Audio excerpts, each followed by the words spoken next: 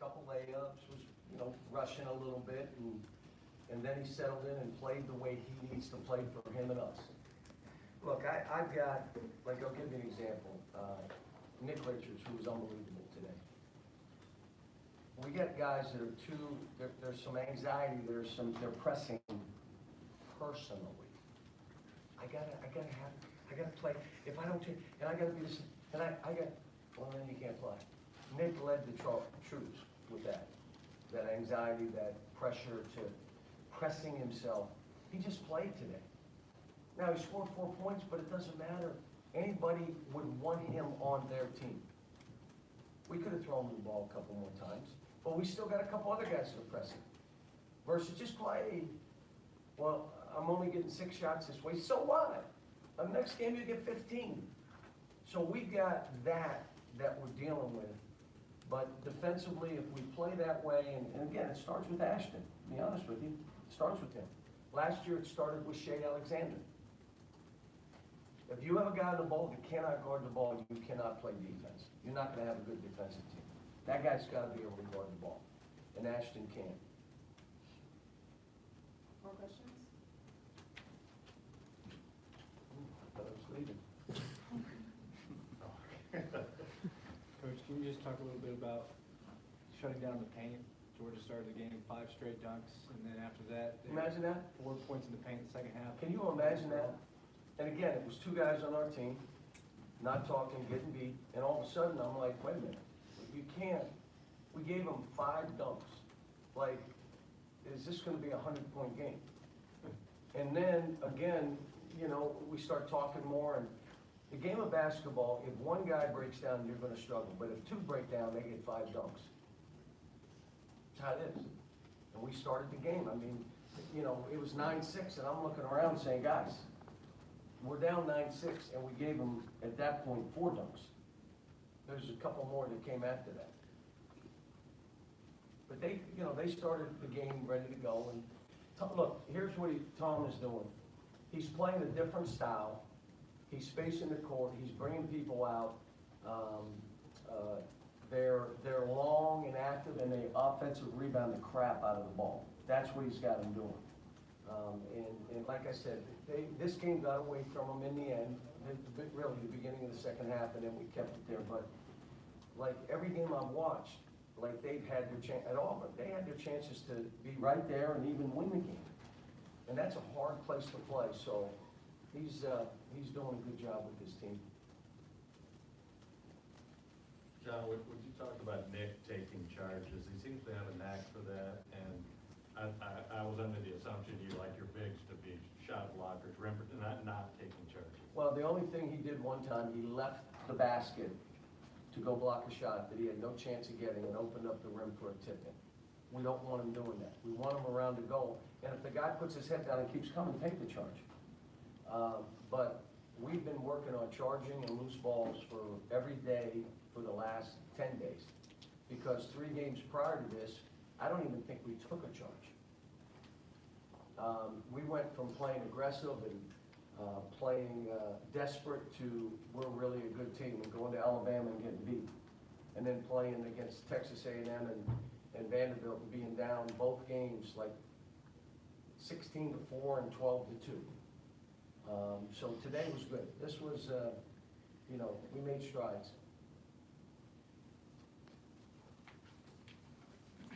John, how much of what Ashton is doing now, his development now, is similar to what Shea did for you last year? Well, the difference was Shea was a little better perimeter shooter. Now, he wasn't early in the year. It was a really slow release. He came in the gym every morning at 7 o'clock and worked on his shooting and then watched some video of himself so he could figure out the point guard position because he had never really played that position. He was a scoring guard. And as the year went on, he became our best player. And you could argue he or Kevin Knox, and they're both doing pretty good right now. But he started our defense. He also was able to get us when we were dying for baskets. He would go get one because that team didn't shoot well. We weren't a good shooting team. Matter of fact, we probably weren't a good post-up team.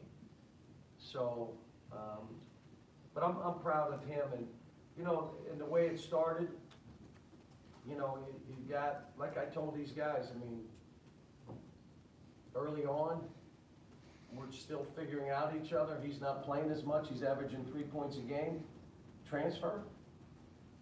I mean, you know what I'm saying? Why is he, you know, no, it's a process.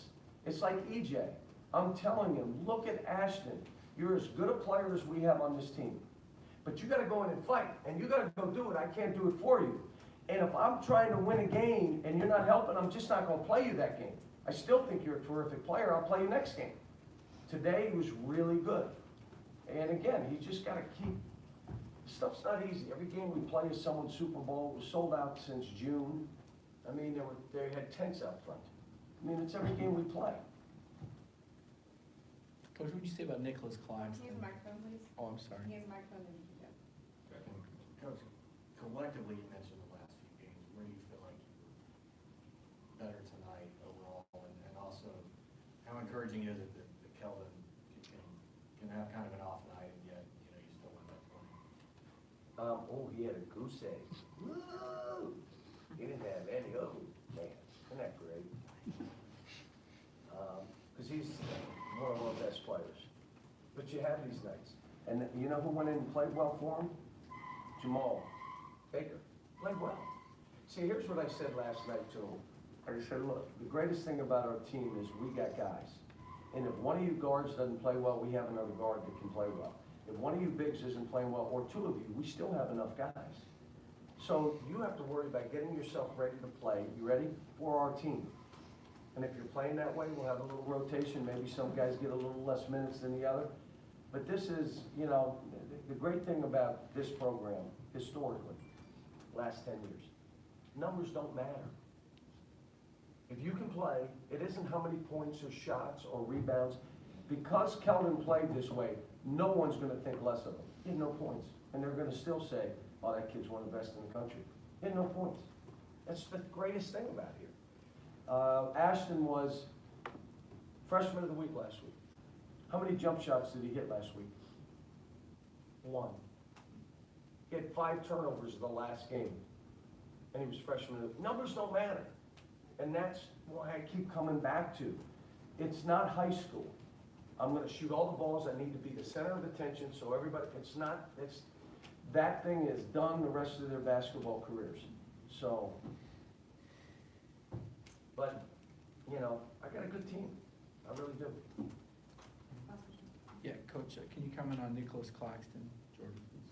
Yeah, he's a unique player, and all the tape I've watched. I like what Tommy's doing with him, pushing him in different places around the floor, at times at the rim, at times at the top of the key, letting him shoot. He's letting him grow and living with it. You know, 9 rebounds, 12 points, you know, pretty good stuff.